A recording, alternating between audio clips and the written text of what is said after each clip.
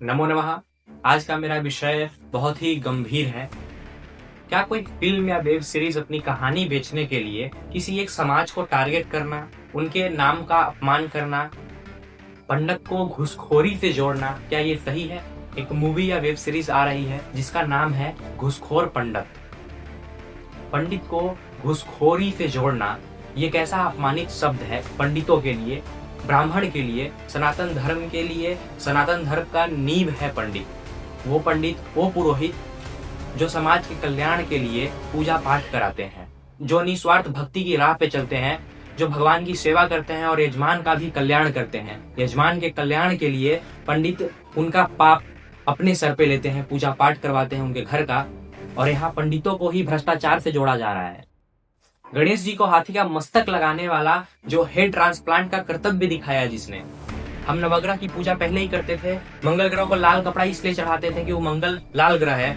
Zero का खोज करने वाला पंडित, अनंत सूत्रों का शोध करने वाला पंडित, शिवलिंग पे जल क्यों चढ़ाया जाता है वो बताने वाला पंडित, और उस पंडित का आज अपमान किया जा रहा है। उस पंडित को आज भ्रष्टाचार से जोड़ा जा रहा है। लेकिन ये पहली बार नहीं है। और गणित के दाता थे पंडित हमारे, और लेकिन ये पहली बार नहीं है कि पंडितों को टारगेट किया जा रहा है। पंडित हमेशा से ही मजाक का पात्र बन के रहा है।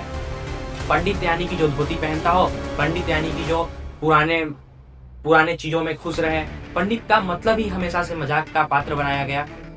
कभी पंडितों को चोटी को लेके मजाक उड़ाया गया, कभी पंडित चंदन लगाते हैं उनको लेके मजाक उड़ाया गया, कभी पंडितों को धूर्त बताया गया, कभी पंडित को मूर्ख बताया गया, कभी पंडितों को लालची भी बताया गया।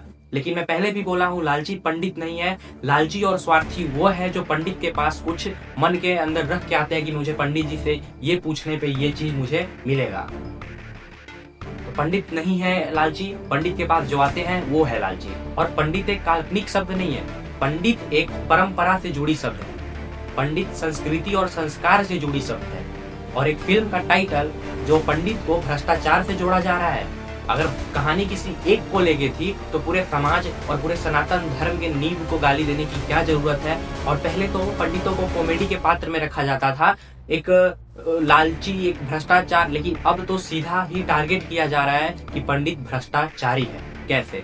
आए दिन सोशल मीडिया पे वीडियो वायरल होते हैं, सरकारी अफसर ने ये किया, सरकारी अफसर ने ये किया। पंडित कहाँ से घूसखोरी कर सकता है? ये बहुत चिंता का विषय है जिसे आप लोग गंभीर तरीके से समझे कि ये कितना ही हानिकारक आगामी दिनों में हो सकता है। इस पे अगर आज ध्यान नहीं दिया गया तो आगे जाके ये बहुत ही हानिकारक और हमारे लिए, हमारे पंडित समाज के लिए, सनातन धर्म के लिए बहुत ही खतरनाक चीज है। क्योंकि ये हिंदुस्तान है, हिंदुस्तान के अंदर सनातन धर्म की नींव है पंडित।